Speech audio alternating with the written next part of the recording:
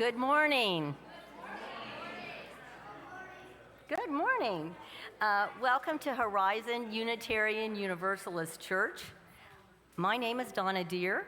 My pronouns are she, her, hers. I'm serving as your worship associate today. I'm joined by our worship leader, Reverend Chris Rothbauer, whose pronouns are they, them, their. We're excited to have you to our worship service this morning. We're so glad to have you with us today. Whether you're joining us in person or virtually, whether you're here for the first time, or whether you've been here longer than you can remember. Here at Horizon, we welcome people of all faiths and no particular faith in particular. Whoever you are, whomever you love, wherever you are on your journey, you are welcome among us. Please be our guest after the service for coffee and conversation in the fellowship hall. As a community, we also welcome the sharing of joys, sorrows, and concerns. You are welcome to fill out a joys and sorrows slip on the table near the welcome center, in the pockets on the chairs, and the joys and sorrows table in the front of the sanctuary. And/or you're welcome to come up and light a candle. This can be done at any time before the service or in service from the beginning through the offertory. As we prepare for our service this morning, please take a moment to set your cell phone and other electronic devices to worship mode. Now I'd like to call up Kent Darwin to tell us about our artists this month. Good morning. We have a new art exhibit up today, and 80% of it was while she was recovering from stage 3 lung cancer. She thought she wanted to lose some weight, but she didn't know she was going to go from her weight at the time it was discovered until she lost 30 pounds. She was a gray-headed woman that when her hair grew back, it was curly and brown for a while, and now it's still brown. Her name is Sandra Tarnow, and I would like for her to stand so you'll get a chance to see what she looks like today.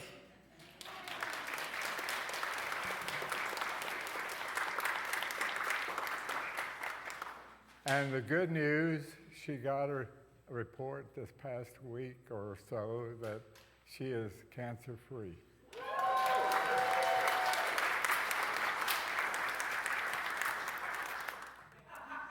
I wonder.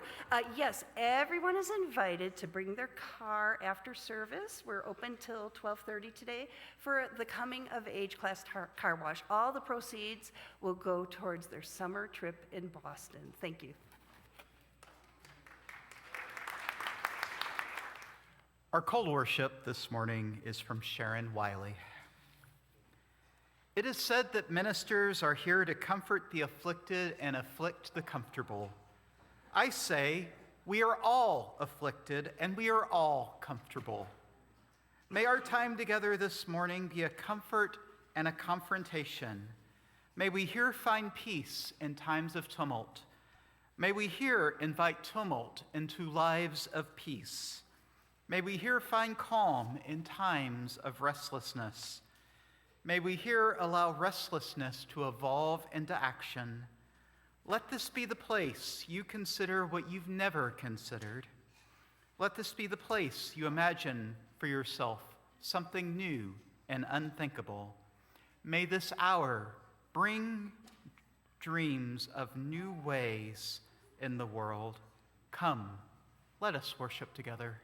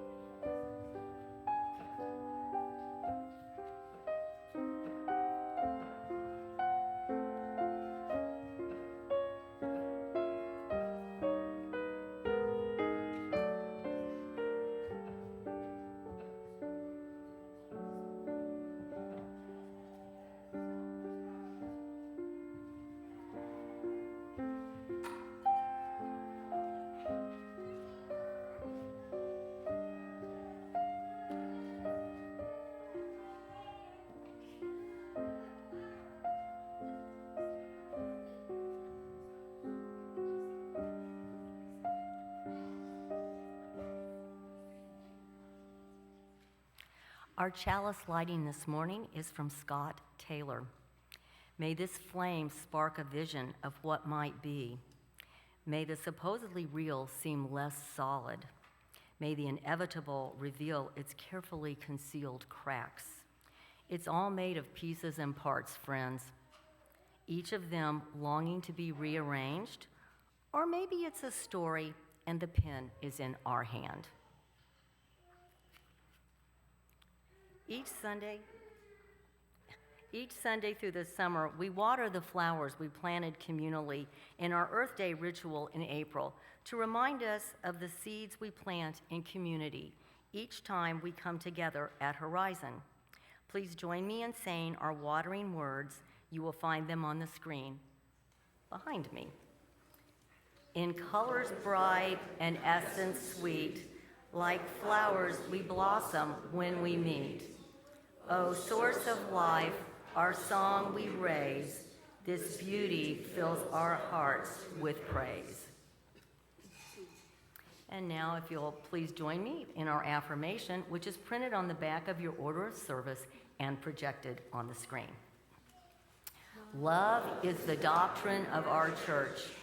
The quest for truth is its sacrament, and service is its prayer. To dwell together in peace, to seek knowledge in freedom, to serve humanity in harmony with the earth. Thus do we covenant together. I invite you to rise in body or spirit and join us in singing our opening hymn, hymn number 311 in the gray hymnal, Let It Be a Dance.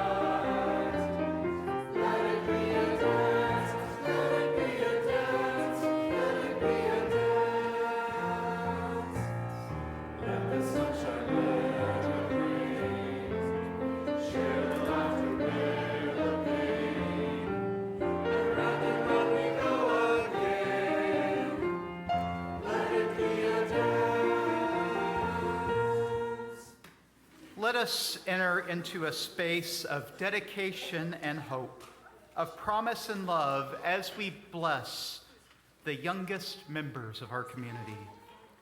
Will the parents, relatives, children, and godparents or guide parents of the children participating in our child dedication today please join me on the stage here at the front? As they do so, please join me in a unison reading the great end in religious instruction, which you'll find projected on the screen behind me.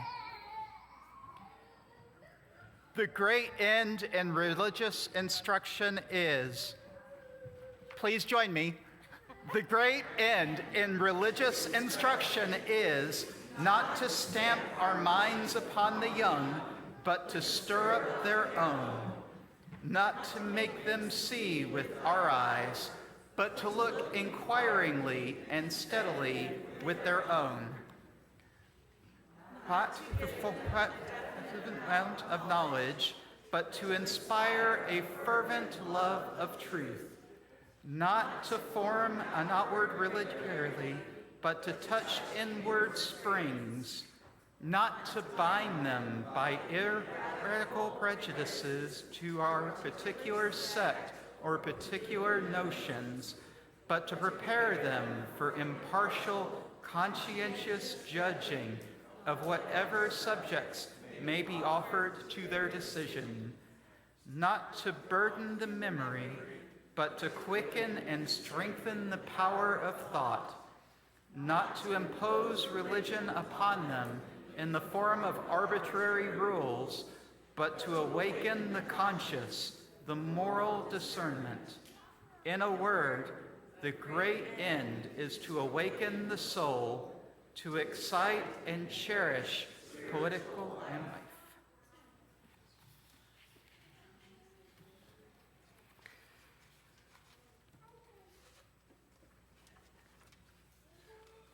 So this is how we're going to do things as we go down. Just so that folks are aware, I'm going to come to each family individually. Donna's going to have a rose that she will hand you as we do the dedication. I'll have responses for all of you. As the parents of Eleanor and Marcus, you have the most important role in passing on these values to your children. May your children learn from your lips how important and rewarding it is to side with and to speak out for justice. May they learn trust by trusting you. May they learn to marvel at the world as they witness you exploring the world in wonder and in awe. May they learn courage and wisdom and love in your midst. May they also learn from you that even in the mistakes that we inevitably make in life are but opportunities to learn and grow for the future. Having heard this charge, do you affirm your commitment to the responsibilities of parenthood and pledge yourselves to nurture them, not only to be caring, generous, and passionate people, but to also be their own person with the freedom to make their own choices, including the choice of faith? If so, please answer, we do. We do. Tony, as Eleanor and Marcus's goth mother, not a typo, your special relationship calls you to embrace the privilege and responsibility to nurture, defend, and support their freedom, spirit, and growth. Will you dedicate yourself anew to the way of life, which will fill them and all children's hearts with memories of gladness and a sense of love and peace? If so, please answer, I will. I will. Eleanor, can I borrow your flower real quick? Thank you. Eleanor, I touch your hand that you might be wise, your lips that you may speak truth, your heart that you might learn to love deeply, and your hands that you might learn to serve others. And Eleanor, I have a question for you. As Marcus's sister, will you pledge to be a good example to him and do everything you can to accompany him through this journey of life? If so, answer, I will.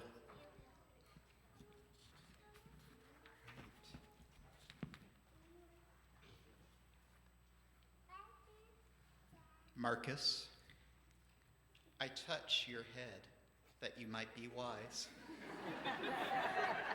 I touch your lips that you might speak truth. I touch your heart that you might learn to love deeply. And I touch your hands that you might learn to serve others.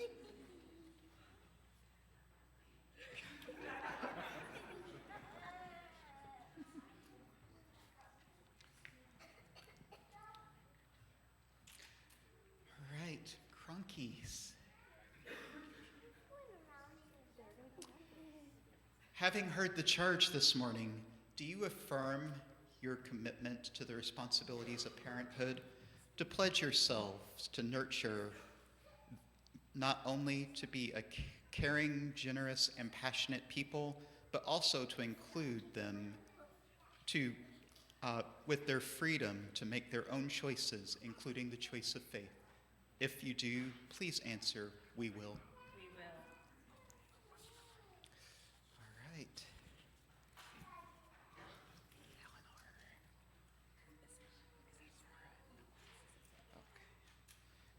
Eleanor?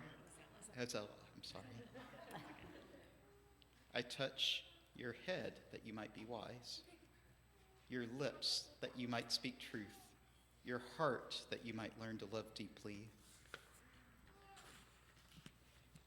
and your hands that you might learn to serve others. And Ezella. Isadora. I touch your head that you might be wise.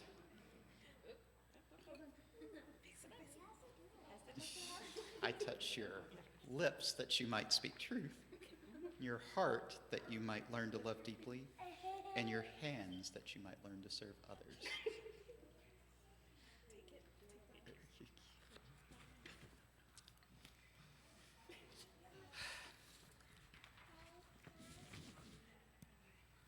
Evie, having heard the charge this morning, do you affirm your commitment to the responsibilities of parenthood and pledge yourself to nurture John, not only to be a caring, generous, and passionate person, but also to be his own person with the freedom to make his own choices, including the choice of faith? If so, answer, we do.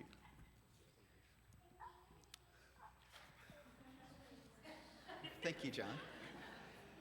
Esther and Austin, as John's godparents, your special relationship calls you to embrace the privilege and responsibility to nurture, defend, and support his freedom, spirit, and growth. Will you dedicate yourselves anew to that way of life, which will fill him and all children's hearts with memories of gladness and a sense of love and peace? If so, please answer, we will. John, I touch your head that you may be wise, your lips that you might speak truth, your heart that you might learn to love deeply, and your hands that you might learn to serve others. You're welcome.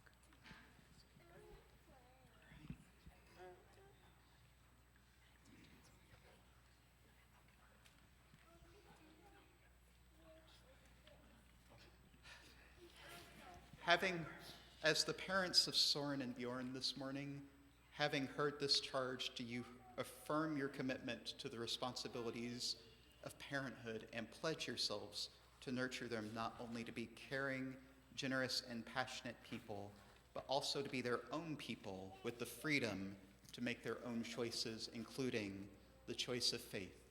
If so, answer, we do. Okay. All right.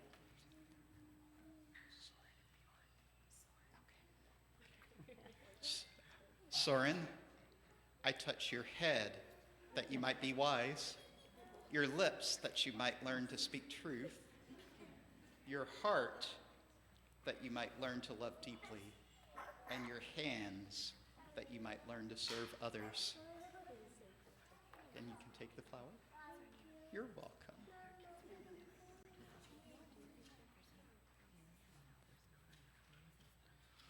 Bjorn, I touch your head that you might be wise, your lips that you might learn to speak truth, your heart that you might learn to love deeply, and your hands that you might learn to serve others.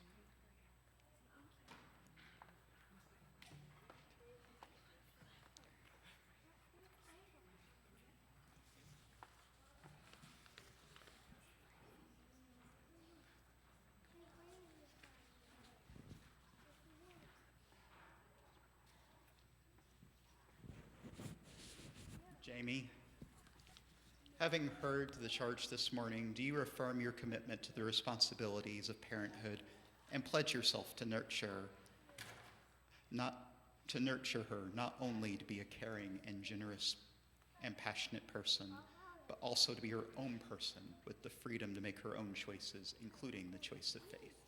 If so, please answer, I will. Gemma?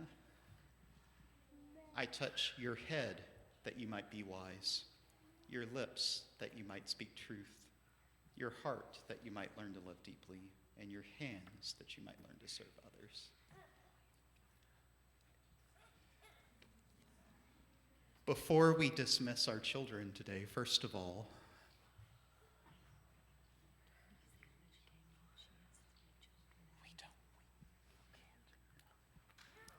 Before we dismiss our children this morning, first of all, I think Sharon Swanson has something on behalf of the Children and Youth Committee.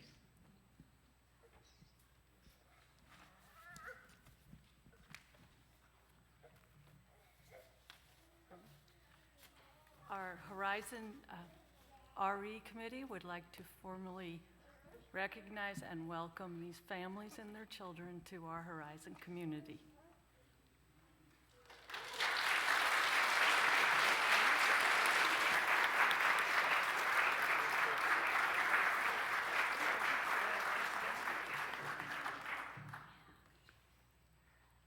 And as Sharon is passing those out, I'd like to invite the children and youth who are not up here to please rise. I've got a part for you all. So if you are a child or a youth, please rise, please stand.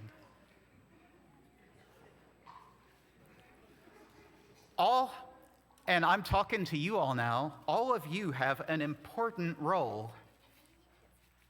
Children of this congregation, will you be a friend to these children? Will you speak to them with kindness and treat them with fairness? If so, can you all say together, we will? Thank you. Please be seated. Both now and in the days to come, may you be strong in spirit, courageous in action, gentle of heart. May you act in wisdom, see the virtues of both faith and doubt, and discover your own hidden gifts. May you meet others with compassion, be a source of healing, and find peace. And may we all be inspired by the spirit of this gathering to increase our efforts to give these children and all children a world in which they know the promise of love, justice, and peace. Amen, and blessed be. Let us welcome these children into our community and bless them with our love as we dismiss them to their classes.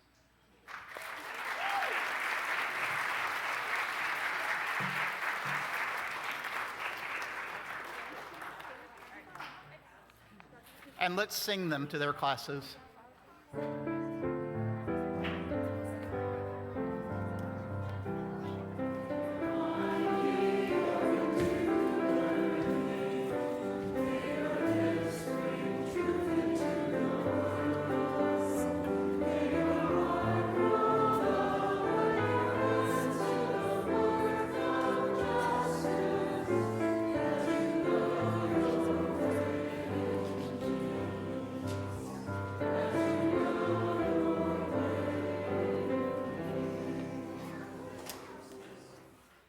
The purpose of Unitarian Universalist communities is to encourage all who gather there to grow more generous in spirit and in action.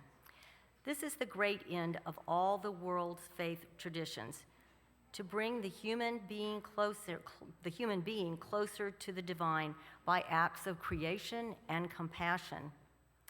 As is our custom each month, we now take an offering that allows us to exercise an all-important generosity of spirit. An offering that will support an organization in the community whose values align with our own, that is them doing the amazing work in North Texas. For the month of May, we are supporting the Texas Unitarian Universalist Justice Ministry, or Tex UJM, and 100% of the unpledged donations this week will go to support their organization. You may also donate throughout the month on the Breeze app or on our website. Just choose Give to Share the Plate as the recipient. I would now like to invite Menica Patacondola to introduce Tex UJM. Good morning. My name is Menica, and I use she, her, or they, them pronouns. The Texas Unitarian Universalist Justice Ministry is this state's UU Action Network, coordinating with more than 40 UU churches across the state. Its mission is to educate and organize Texas UUs, member congregations, and partners to advocate for UU values in the public square. You can read more about our UU partner in the insert. So I have been to the Capitol 3 times this legislative session for Asian American Pacific Islander, or AAPI Day of Action, Gun Violence Prevention Advocacy Day with Texas Impact, one of our partner organizations, and on the Texas UU-JM Day of Advocacy. It was so powerful to be at the Capitol with other UUs and people of faith. There are so many bills that are harmful to so many people this legislative session. So now we'll watch a short video and hear more about Texas UJM from its executive director, Reverend Aaron Walters. Hi, everyone. This is Reverend Aaron Walter, the minister and executive director of your Texas Unitarian Universalist Justice Ministry. Thank you so much for having Tex UJM and me as a part of your service today. We're so thankful to you for being part of your state action network. So I want to tell you a little bit about what's going on with TXUUJM right now.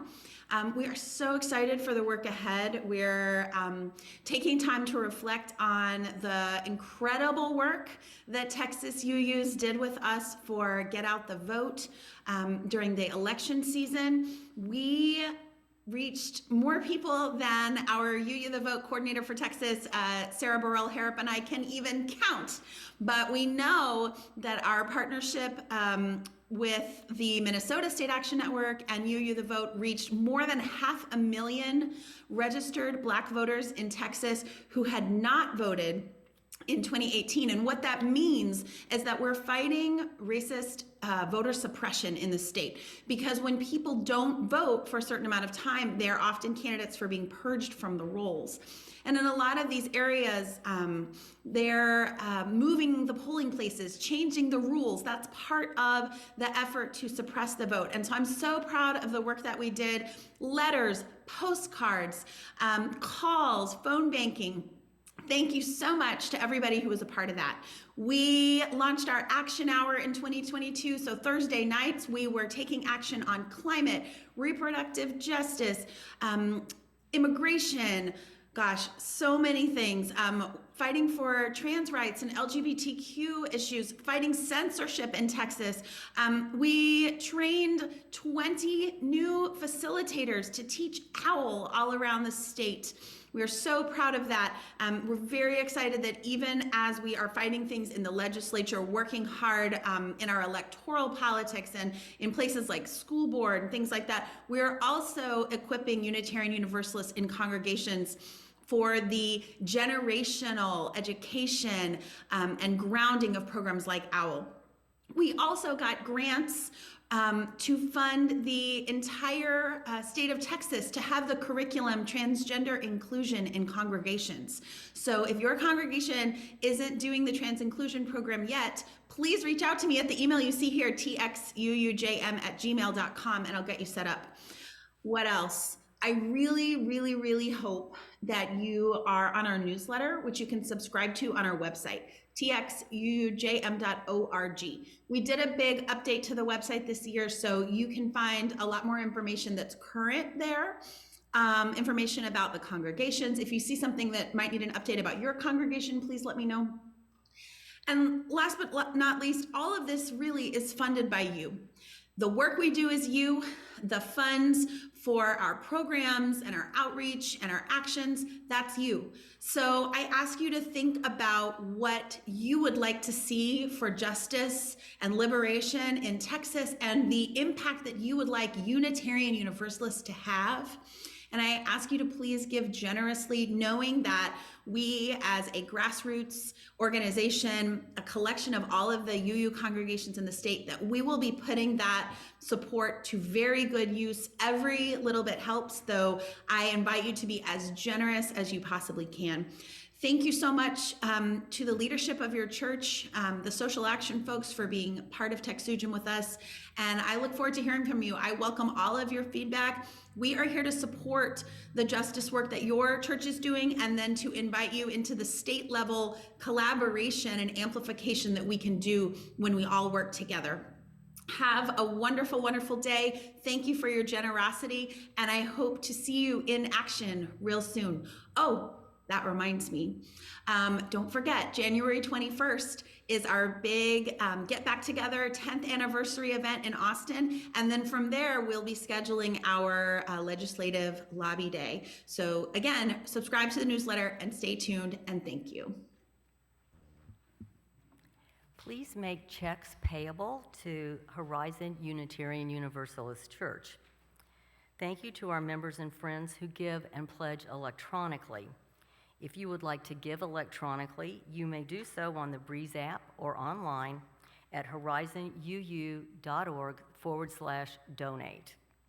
The offering will now be joyfully given and received. Thank you for your generosity.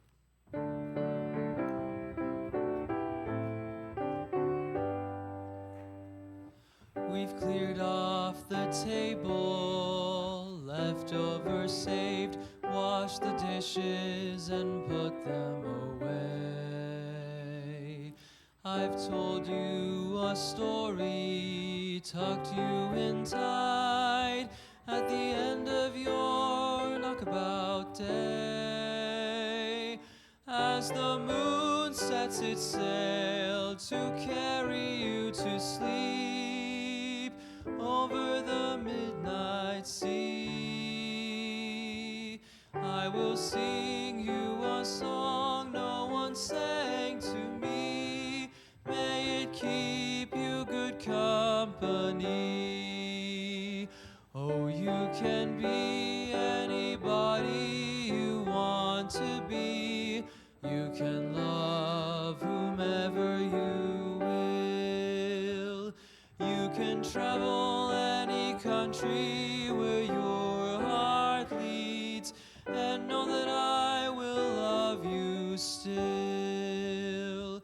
You can live by yourself, you can gather friends around, you can choose one special one, and the only measure of your words and your deeds will be the love you leave behind when you're done. There are children who grow up strong and bold, while some are quiet and kind.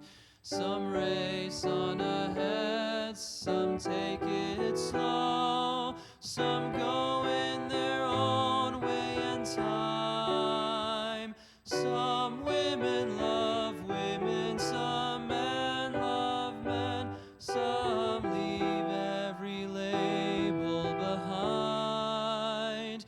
You can dream all the day, never reaching the end of everything possible for you.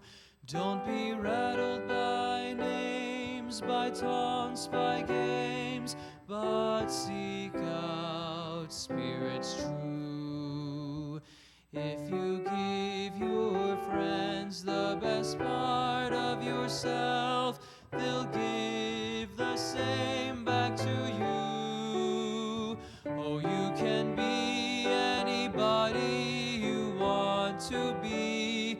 You can love whomever you will. You can travel any country where your heart leads, and know that I will love you still. You can live by yourself, you can gather friends around, you can choose one special one, and the only measure of your words and your deeds will be the love you leave behind when you're done.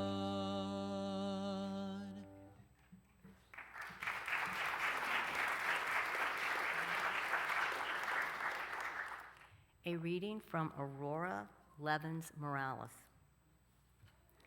Say these words when you lie down and when you rise up, when you go out and when you return, in times of mourning and in times of joy. Inscribe them on your doorpost, embroider them on your garments, tattoo them on your shoulders. Teach them to your children, your neighbors, your enemies. Recite them in your sleep. Here in the cruel shadow of empire, another world is possible. Thus spoke the prophet Rock Dalton.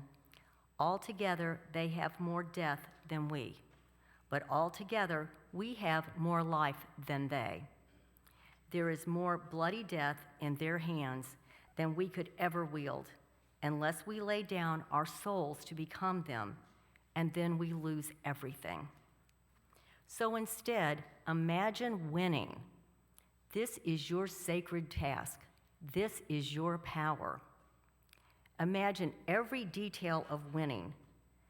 The exact smell of the summer streets in which no one has been shot. The muscles you have never unclenched from worry. Gone soft as newborn skin. The sparkling taste of food when we know that no one on earth is hungry, that the beggars are fed, that the old man under the bridge and the woman wrapping herself in thin sheets in the back of a car, and the children who suck on stones nest under a flock of roofs that keep multiplying their shelter. Lean with all your being towards that day when the poor of the world shake down a rain of good fortune out of the heavy clouds, and justice rolls down like waters. Hold hands, share water, keep imagining, so that we and the children of our children's children may live. And now, if you'll join me in the Doxology, number 381, from all that dwell below the skies, and you will also see this projected, the words projected on the screen.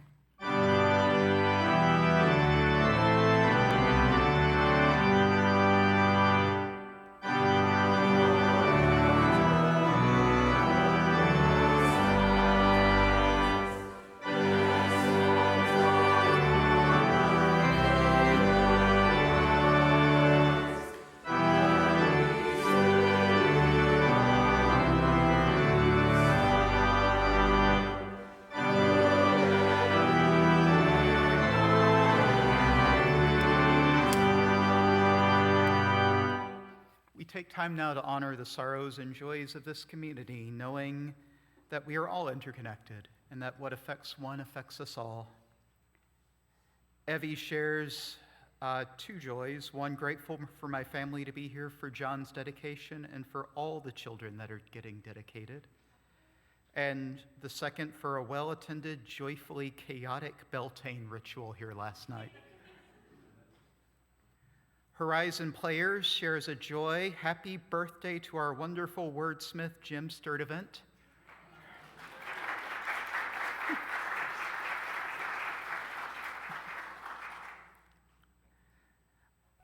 A joy, today's flowers are donated by Carolyn McClung in memory of Bruce McClung. Joel shares a joy that in Plano city elections, more justice-aligned candidates won in the city council and the school board, and no non-justice aligned.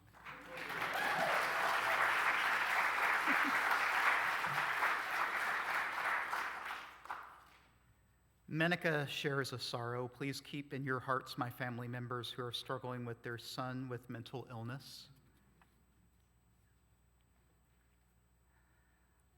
A sorrow, MC Metter will begin 6 weeks of radiation and chemo on May 8th for throat cancer. Prognosis of his cancer is very good.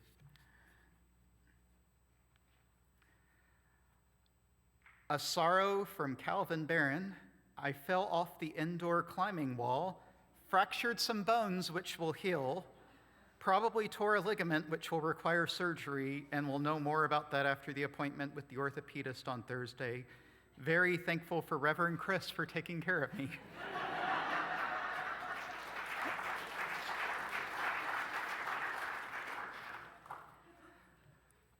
And Anna sorrow, Alan Sproat had a major stroke yesterday. He is in the hospital. I and several others have spoken with Beth. He had surgery yesterday. His sons were with Beth, and I haven't spoken to Beth since then, but it sounds like Gay has and says that he is responsive this morning, and she might have more of an update soon.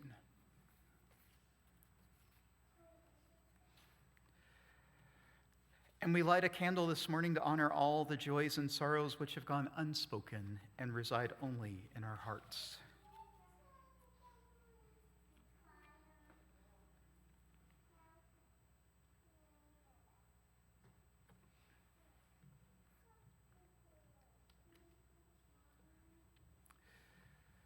Please join me in the spirit of prayer or meditation in whatever way feels right with these words from D. Scott Cooper.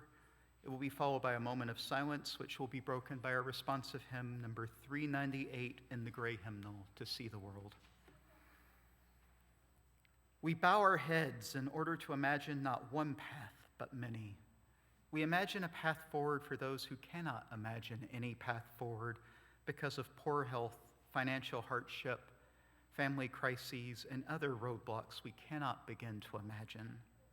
We struggle to imagine a path forward for those who are forced to leave a homeland against their will, and for those unable to leave a war-torn homeland despite their lives being in danger. We imagine a path forward for those who leave their homes to make a better life. May there be a welcoming presence along the path towards hope. We come together to imagine a path for those of us despairing because we do not seem to know our country nor our neighbors, despite the fact that we have not moved at all. May we be the good we are hoping to find as we travel side by side down the path toward hope. We imagine a path forward for those who feel lonely. May we take one another's hands as we walk together towards community. Truly, we know as we imagine these ways forward and take one another's hands, the paths will lead to hope, the roads will lead to beloved community, and the arc will bend towards justice because we have dared to travel with love in our hearts.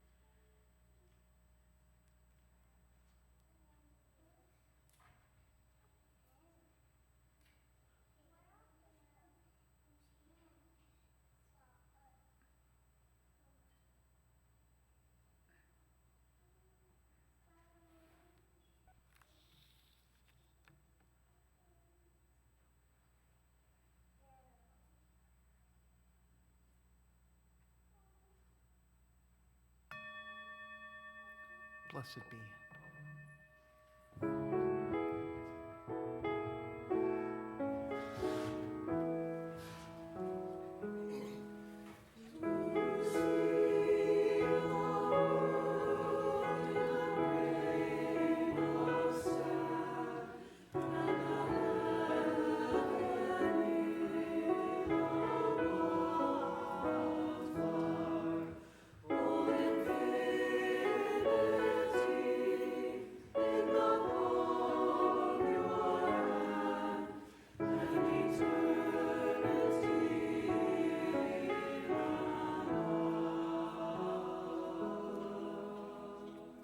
A reading from Walter Brueggemann. The task of prophetic ministry is to nurture, nourish, and evoke a consciousness and perception alternative to the consciousness and perception of the dominant culture around us. Our culture is competent to implement almost anything and to imagine almost nothing, because imagination is a danger. Thus, every totalitarian regime is frightened of the artist. It is the vocation of the prophet to keep alive the ministry of imagination, to keep on conjuring and proposing futures alternative to the single one the king wants to urge as the only thinkable one.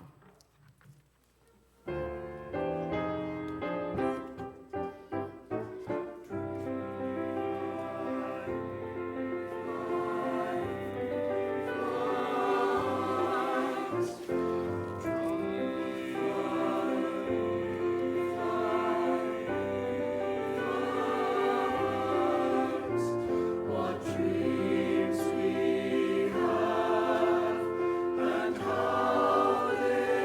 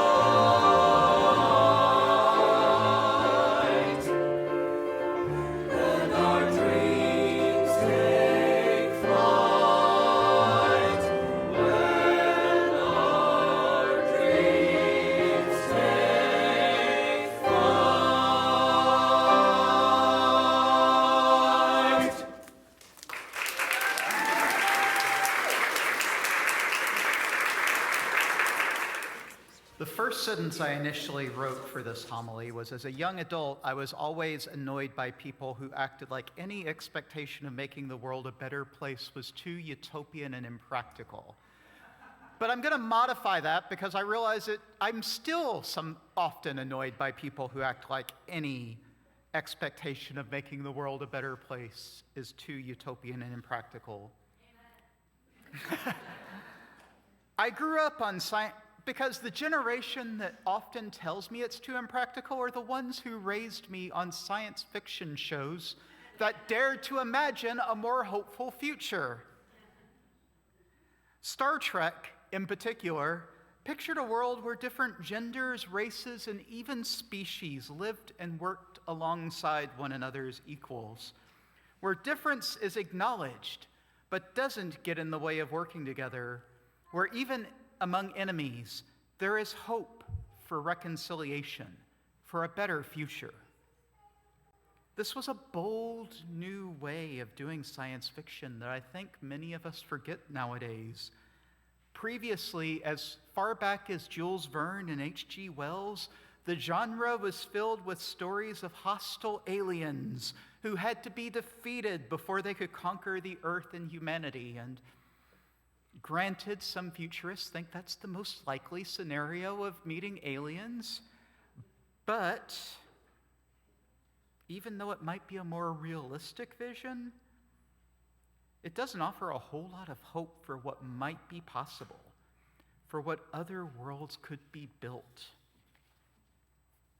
Gene Roddenberry, the creator of Star Trek, wanted to show a different way of being was possible, and it couldn't have come at a better time. In the 1960s, at an age of civil unrest, Cold War, and cultural change, he dared to imagine what humanity might be like if we managed to survive to the 23rd century. The Earth of Captain Kirk isn't perfect. We find out they went through some devastating wars, including a eugenics war and a nuclear World War III, and if we're honest, there's a few episodes that haven't aged very well, like the one about how women can't be captains. But humanity didn't die. Instead, it persevered and built a new way where once it seemed there might be a new path. No path forward. Star Trek is testament to the power of imagination to chart a new way forward. And today I would venture to say there are just as many, if not more, science fiction shows of the more hopeful variety than the more pessimistic.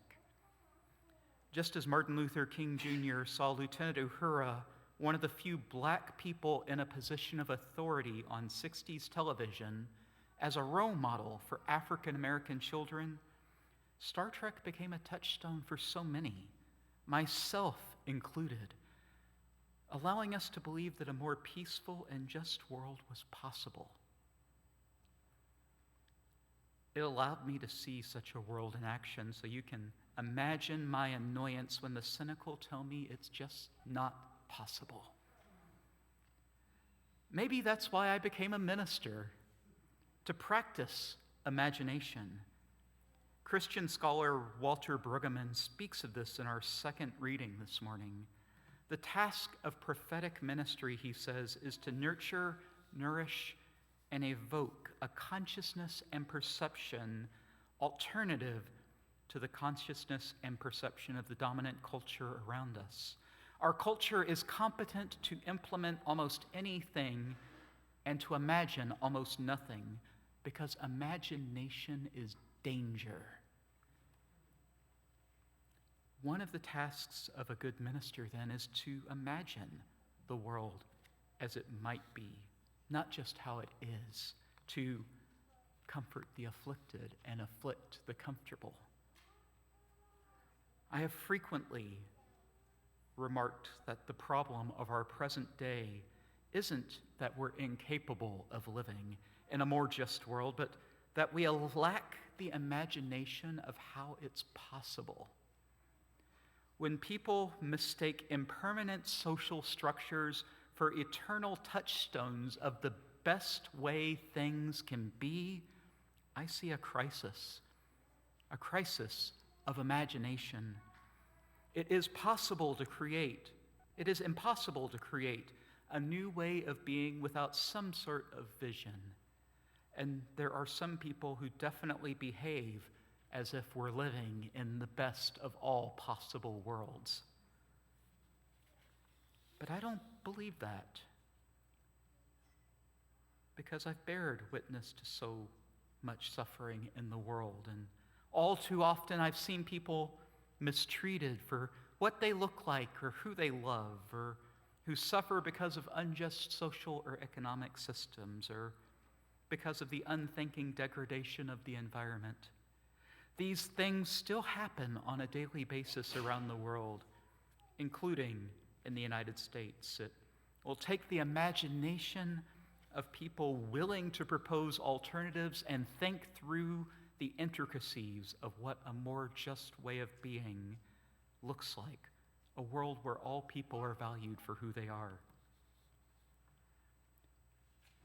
Make no mistake, as Brueggemann reminds us, imagination is dangerous to those in power.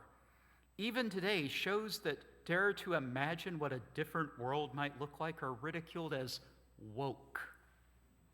Star Trek Discovery was lambasted for many for daring to integrate queer and transgender characters into its cast and having a black woman as the lead role.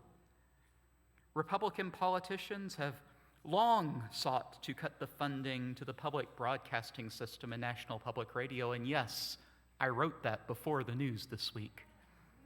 Because of the threat good, honest educating and reporting pose to the status quo. And these attitudes are nothing new. Some of you who are older than me might remember how outrageous many white people thought it was for Mr. Rogers to put his bare feet in a wading pool with Officer Clemens, a black man, way back in 1969. Because imagination is such a threat to the status quo, it is all the more important we find a way to implement our cultural, political, and religious lives. Because it will only be when we're able to see a different way the world could be that we'll have the opportunity to find ways to make it so. The rage against prophetic imagination should be seen for what it is, the death call of unjust systems struggling to maintain their power. This sort of imagination calls us to write, think, paint, and imagine worlds where other people aren't threats to one another, where there is enough for everyone, where compassion rather than suspicion rules the day. It asks us to be stewards of a vision of what might be if we could only implement it. It asks us to forget about the current and imagine the possible, the outrageous things that seem utopian, but might just be a part of the future if we as a species manage to survive. For my part, I do this through my writing and my sermons. The task of prophetic imagination for me is questioning why things aren't always just and compassionate, and asking us to consider what beloved community look like. After the election, this was imagining what the next few weeks might look like. And today it's saying loud and clear that the current world is not the best of all possible worlds, that we could build a more just, sustainable, and equitable world if we could only overcome barriers like fear, anxiety, and complacency to see the world not only as it is, but as it could be, if we could only imagine it. And my friends, as we think about imagination this month, we'll have some more lighthearted imagination services later in the month, including a creativity service. But let's not forget what imagination is for. It's for building worlds that we want to live in, worlds that might just be better than the ones we are living today, even if it's only to give people hope for an hour a day on television, or maybe in our lives. This morning we dedicated some of the newest generation of Unitarian Universalist children. This is what I want to ask. What is possible for them? What world will we leave them when they are our ages? Will they inherit a better or worse place in the universe than we did? My friends, let's imagine what the world they inhabit could look like, both for their sake and because our imaginations are perhaps the greatest weapons we yield against unjust systems. Because imaginations cannot be controlled or legislated or defunded out of existence. Let's be prophets in our time of not just what's actual, but what's possible. May it be so. We extinguish this flame, but not our commitment to welcome radically, love boldly, grow spiritually, and serve righteously. We do this because we envision a beloved community filled with compassion, helping all to thrive in a just world. I'd like to remind you that we have a potluck today. You're welcome to join us whether you brought a dish or not. We also have the coming of age teens car wash today, so you can get your car washed while you're eating the potluck. Now I'd like you to invite you to rise in body and spirit and join us in singing our closing hymn, hymn number 354 in the gray hymnal, We Laugh, We Cry.